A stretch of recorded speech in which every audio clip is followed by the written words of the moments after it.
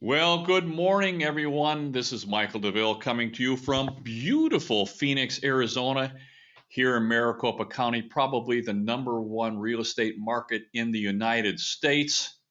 We're here in the super plush studios of West USA, and Tatum and I are doing another Creating Real Estate Wealth webinar. It's live, and of course, if you look onto your screen, if we have a chance to answer the questions that come in, you're welcome to type them in. Tatum will go ahead and monitor that for you. I'm going to try and be very respectful of your time. Should take about 21 minutes to go through this, unless I get talkative on a subject. You know, I love these subjects. This is just a great subject. I do want to tell you that we get questions during the week, and oftentimes I answer those questions on the Saturday podcast.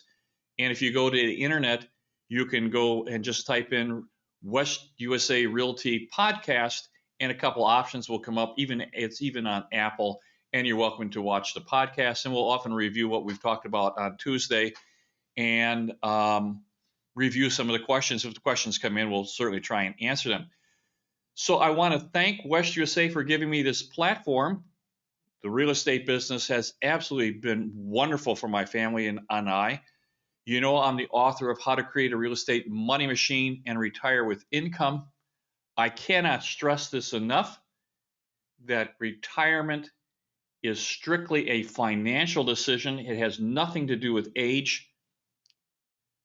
It's my desire to create a real estate money machine that's going to give income to you and your spouse and your kids and your grandkids for decades, possibly generations, and it's just going to continue to increase your life and make it so much better. And of course, that's our mission. Now, we're going to talk about cash flow next week. Cash flow, of course, is one of the great indicators for me. If we're not going to get cash flow, you have to ask yourself, what are we buying this property for if I'm not going to make any money on it? So we stopped doing that. So we're going to talk about the cash flow indicators. That is next week. And the indicator, when we do our calculations, is going to tell you how good a deal you got. So it's a key indicator of how we're getting rich. That is next Tuesday. And we're more than happy to discuss anything in between. But today's topic is we're going to talk about long-term loans, and we're going to talk about leverage. Now, I know a lot of my competitors and a lot of the other advisors have talked about when you buy a piece of property as a rental that you should pay cash for the property. Paying cash for a real estate investment certainly mitigates risk. And you get a really big cash flow out of it because we're not doing any debt servicing with that investment. However, it's very, very difficult with which to build an exposure to real estate if you're doing only cash. Now, as a baby boomer, we've had the ability of a lifetime of accumulating capital. And oftentimes, as baby boomers, we buy a lot of properties cash because we're really interested in getting the income streams on a lot of these properties, which is what, it's a very, very conservative and consistent monthly income that we get. And this is very, very important. When you're still younger in your life, you still want to get some real estate exposure. And even if you're older in your life, if you're just starting out, you really should have real estate exposure in it anyway, particularly in this section of the cycle that we're in. I know there's some concerns about the economy. There's some concerns about what's going to happen. I'm going to tell you that I've been through many, many recessions before. This is very, very typical, and it's a buying opportunity for you. We are going right into the accumulation phase, and this is really the type of marketplace that you want to start accumulating properties, because right behind the accumulation phase, we get the explosive phase, and that's where your portfolio really takes off, and that's really where you make some money. So it almost forces you to go in to get some leverage. Now, leverage is a two-sided sword. Now, if you recall in 2005, if you were around in 2005, what a wonderful market that was. 2005, the properties here across Maricopa County went up 54% in 1 year. Now, that was the explosive phase coming in, 54% 1 year. That's a really nice return for that. However, a lot of people over leveraged, and it wasn't the real estate that caused them problems. It was the loans that they had on the property. And we're going to talk about how much of a loan you should put on there. And that's part of this segment. So other question, okay, how should you leverage the acquisition of an investment property? How does leverage supercharge my cash flow? Oh my Lord, how does that super cash it? It's going to really supercharge it. We'll talk about that. And is there ever a time to refinance or cash out the property? We're going to talk about the couple times that it would be worthwhile doing. So let's just talk about long-term leverage. Why should you lever the acquisition of an investment property? First off, one of the only times that you want debt is on an investment property that's paying for that debt. I'm not a big proponent of having personal debt. So that means your house should be paid off, your credit cards should be paid off, your car should be paid off, and you should have reserves in the bank. Investment debt is investment debt, and the investment debt is to make you money. If you're making money, then you can go into debt for that. And of course, we never want to take so much leverage on a property that we're ever going to jeopardize our portfolio or jeopardize the asset itself. And here in America, if you're just starting out, we have loans for virtually everybody. The one requirement that is most important is for you to have good credit. If you have good credit, then you can work a program that you can get a loan. If you don't have good credit, shame on you. No excuse for bad credit. If you have bad credit, then you need to get onto some kind of a program to get good credit. If you're not paying your bills, start paying your bills. Talk to a lender to get yourself good credit so that you can get onto the train. The real estate train is going to be leaving the station, and you need to be on that train. So when we talk about leverage, we have two different. We're going to talk about a seminar this Thursday. By the way, the seminar on Thursday is sold out. We don't have any more room for that. If you want to get involved on the next, want to register for the next seminar, you may want to do that. But we are sold out for that. We're going to be talking about at the next seminar doing exactly getting into properties for little or no money down. And we're going to talk about when to do that. But why should you leverage the acquisition of investment? It gives you more exposure. So if you have 100% to put down on a property and you want to put 20% down, you can buy 5 properties for the same 100%. And that is called opium, other people's money. Now we have calculations, we have formulas to make sure that we never jeopardize the asset. But in markets like we have right now, you certainly want to have real estate exposure. And in the United States, we are so blessed here with having long-term 30-year fixed rate mortgages at these rates. We are at historically low rates. How can you not be getting these mortgages? You know, in Europe, they don't know what a 30-year fixed rate is. This is some kind of a new concept for them. Here in the United States, we've had it for 50 years. You could get a 30-year fixed rate mortgage, and it fixes that rate forever. You know what the component you're going to be paying on that payment is always the same for the life of the loan. If you take out a fixed rate mortgage for 20% down, in 30 years, it's going to go up 5 times. You put 20% down, you get 100% back. So if you put $20,000 down on a $100,000 property, you're going to get $80,000 back built into the loan. So you automatically know that whatever property you buy, you're going to get 4 times your money back because someone else is paying this off. What a great advantage is that? And it's fixed rate. So I want to tell you, we're at 5,000-year lows. The odds of us going negative are pretty nominal. Now, I know that they are a little bit in Europe. I don't know that we're going to do it here, but we're so close. You can get a 4% for an investor loan and owner occupied somewhere in the mid 2s. Could we go down to 1? Maybe. But at this juncture, you should be fixed rating these. I would not take an adjustable rate mortgage because the odds of it going up are so much higher than it going down. So why would you take a chance when you have these wonderful rates? Fixed rate these mortgages. Do not take an adjustable rate mortgage. So I'm going to jump here to number 3. Is there ever a time to refinance a property? Yes. There's never a time to take money out of your property and go buy a toy, go buy a motorhome, go get this big sound machine. I'm going to go buy a rock crawler. Never, ever is there a time to take money out of your investment and go throw it away on a toy. That is investment money. Now, there will come a time in your life when you can have anything that you possibly want. You just need to sacrifice for about 7 to 10 years. After that, your investments are going to start sending you cash flow and cash flow and cash flow. And you can spend the cash flow, but you cannot spend the capital.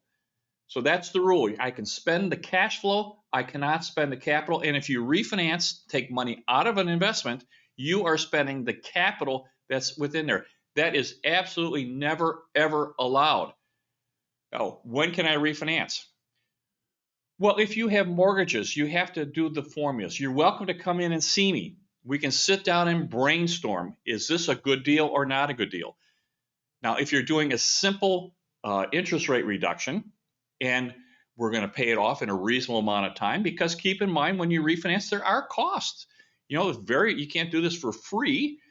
So we have to make sure that when we get the delta, which is the difference between what I was paying and what I'm going to be paying, that savings, that delta is strong enough to make sure that it's worthwhile doing. If it's worthwhile doing, you will have my blessing, and we'll go ahead and do the rate reduction and move on.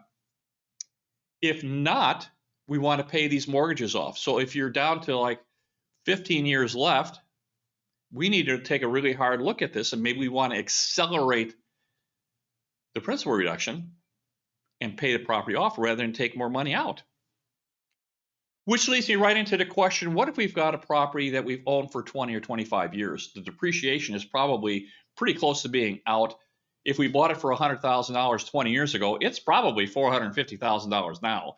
So we've made a lot of money on this property, and we're sitting with, maybe we have $350,000 or $400,000 in equity in the property. Now, we may not want to, maybe we've got a long-term tenant in there, it's raising their family, so we don't want to disturb the sale, but we do want to increase our exposure to real estate. Well, that would be a perfect opportunity for you to take money out of the property and purchase another investment so that you can get some more depreciation, get some more cash flow, get some more principal reduction, and enhance your portfolio. This would make perfect sense to do that and make more money. And you keep in mind, you're going to get more and more cash flow. You can spend the cash flow. You cannot spend the capital that comes out of that. We would, of course, eventually get to the point where we want to restart the depreciation on the property. If you've had it for 27 and a half years, we're pretty much over with, and that would be a reason we'd want to sell that. Whenever we're going to make a financial transaction, whether it's you or one of your clients, one of the questions we need to ask, what are we going to do with the money? If you don't know what you're going to do with the money, why are you doing this? You need to have a plan. So if we're going to take $300,000 out of our property, what are we going to do with that $300,000? And if it's to buy something and enhance our portfolio, I'm all for it. You're welcome to come in. We will sit down and do the calculations. And once you've done them, you won't need me anymore because you can do them yourself. So you're welcome to do that. So let me just go back down to number 2. How does leverage supercharge my cash flow? I love this. This is just great. Leverage is wonderful if it's done absolutely properly. So here in Phoenix, it's almost impossible for us to have a property that's not going to give us $1,200, $1,300 a month cash flow after we've paid the management company, after we've paid for the vacancy factor, after we paid for cost of sales, after we've done a repair escrow, after we've paid for landscaping and pool repair and pool service, principal, taxes, insurance, and this is going to give us a cash flow of around $1,200, $1,300. That tells you what the property is generating on a return.